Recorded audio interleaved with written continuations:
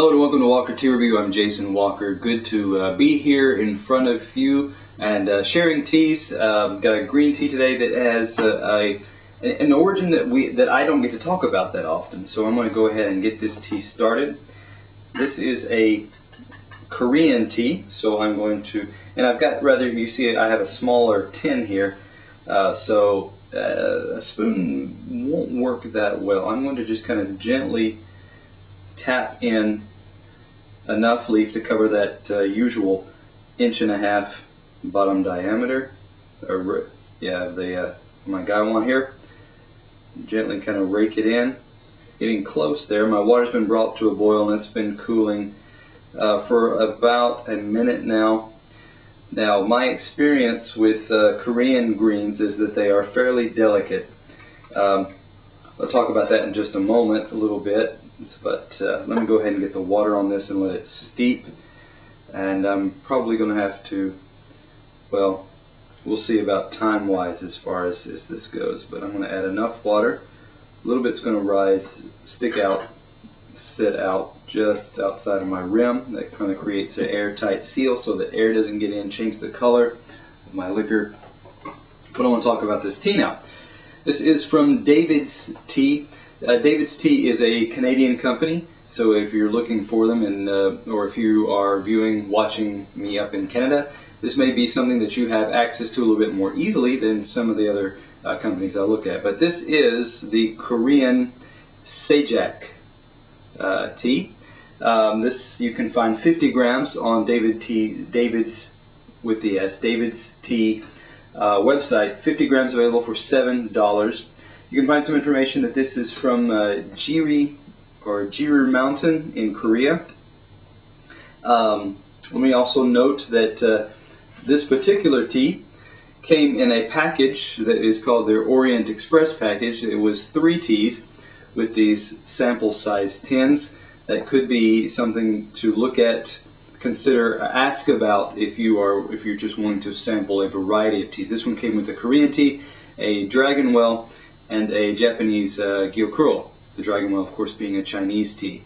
That price is the price for a set like that. I'm not going to list.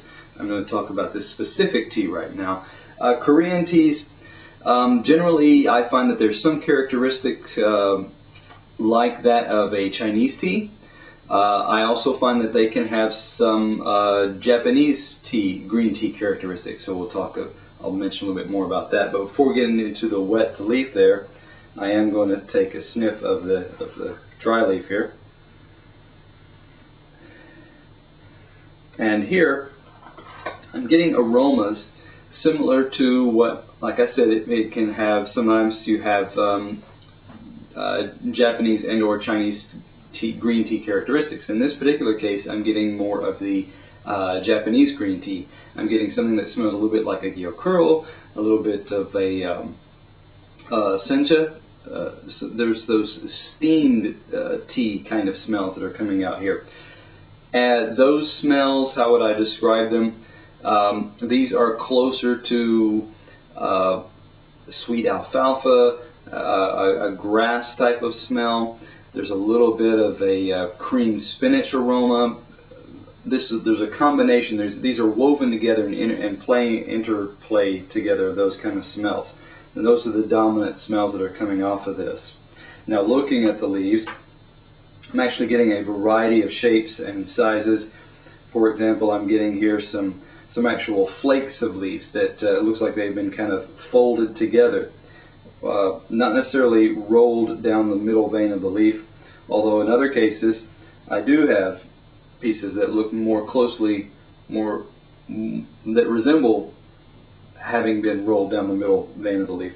But on the other hand, I'm also getting some very fine, smaller pieces that look slightly twisted or rolled along that middle vein, and then kind of curled.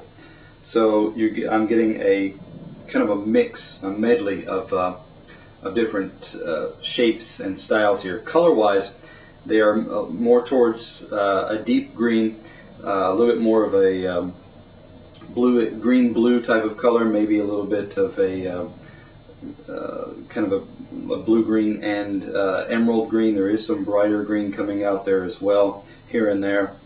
But again, this color-wise, this one again leans more towards a Japanese green, Sencha, Gyokuro, those type of green that you may be familiar with in those. Now, I'm going to go ahead and pour. Now, a note here is also that considering that this particular tea has more Japanese type characteristics, this is a long steep time. But okay, having said that, long steep time, longer than what is probably preferred or recommended by DavidsTea, and I fully understand that, and I chose to go beyond that for a couple of reasons. One, steeping longer exposes both the strengths and the weaknesses of a tea. If you have a fine tea that you steep for a long time, generally the better the quality. Even if you steep it for a longer time, it's going to have less stringency and bitterness than the same kind of tea, lower quality, that's been steeped for the same time. So steep time exposes the strengths, the pros and cons of a tea, and so that's why you test the tea, you push it. So having poured that and steeped it thoroughly, I want to talk a little about this wet leaf now.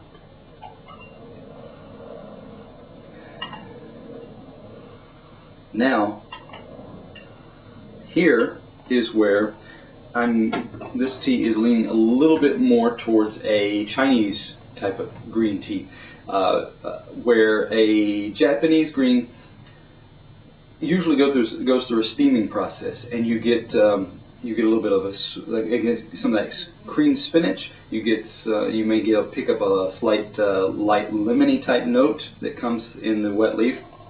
Well, on the other hand, a Chinese green that has been pan-fired or basket-fired, these bring out more toasty, leaning more towards toasted grain, nutty type of component, and this one's getting a little bit more of that Chinese green.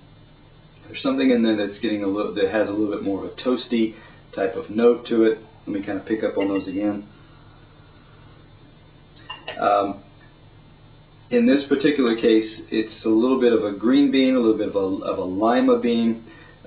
These are boiled or cooked, and so a delicately fired Chinese green has some of these characteristics as well. And we'll pull out a few of these leaves and kind of look at them. Most of these leaves, almost all of these leaves, have fully unfurled. There's not a lot of unwrapping left for these to do, and so you can get some fairly large sized leaves here. Pulling on them, they've got some elasticity. They feel fairly thin, so they're not coarse. They have some resiliency to them. You'll get some that have an occasional, like what I found here, occasional blotch, rust type of discoloration on the edges there, indicating that a little bit of oxidation has probably taken place. Consistent colors for the most part. A brighter green color here, something closer to maybe a Lincoln green type of color. And let me pull out, okay, here's a little bit of a leaf, bottom leaf portion. That's the other thing, I'm not getting a lot of fully intact leaves. I'm getting most of a leaf or large portions of a leaf. This particular one I wanted to pull out, this is the bottom portion of a leaf. Next to the stem, there's almost no stem extending out from the bottom. So that means that stem has not influenced flavor to a high degree in this particular kind of tea. But I'm also noticing that it's a very clean, straight cut, indicating that a clipping tool, scissors or something, was used. And the fact that there's a discoloration there, it's again more of a rust color, so that when those scissors squeezed and crimped, that caused some oils, some reaction there, oxidation type reaction there, it looks like. Okay, so I'm going to set that aside and move on and talk about the liquor. Let me kind of swirl this around for just a moment here. Fairly dense and bright yellow, slight tinge of green in there. Okay, I see a lot of particulates, a lot of components from the tea floating around.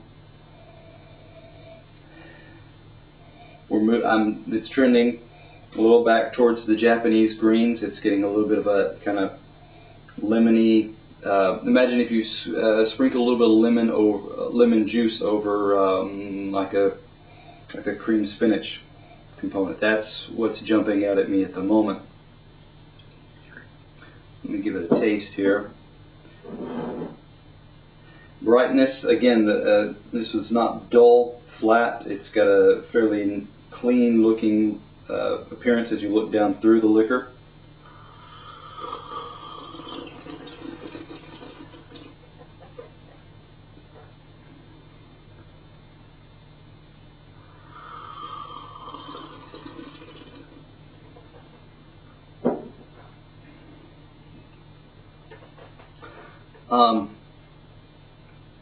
Initially, first taste, steep taste there, was leaning more towards a Japanese type of tea. I got a little bit of a faint spinachy aspect there. As the tea moved over my tongue and towards the back, the astringency picked up more, so that and it's a fairly thick astringency. It didn't really translate into a powdery texture. It just started to draw and create this kind of puckery type action in my mouth. What else can I tell you about this? Again, not a lot of broth that got built up. There were aspects that were like, again, there was a metallic type of feel that I detect in some kind of Japanese greens. It's like maybe having a quarter in your mouth, sucking on a quarter, and that metallic reaction that can hit in your mouth. That also has kind of drying, astringent kind of aspect to it. Aftertaste, I get this faint. Again, the astringency aspect of the aftertaste is probably the dominant. At the same time, I still get a little bit of maybe a faint raw, fresh spinach type of component towards the back.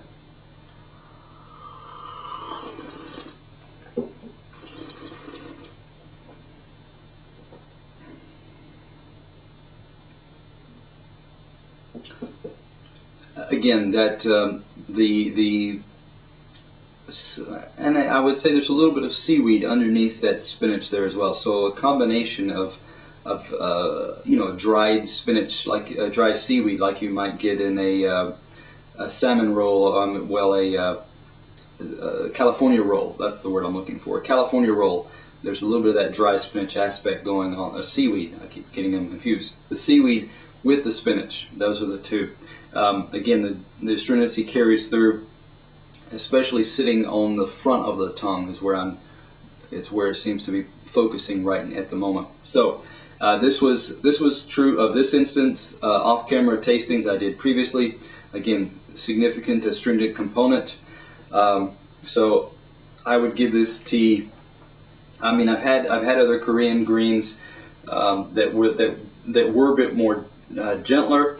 But that on the other hand, they had a stronger firing type note to them. They had a bit more of a heat, toasty type component to them. So I would give this tea an 84.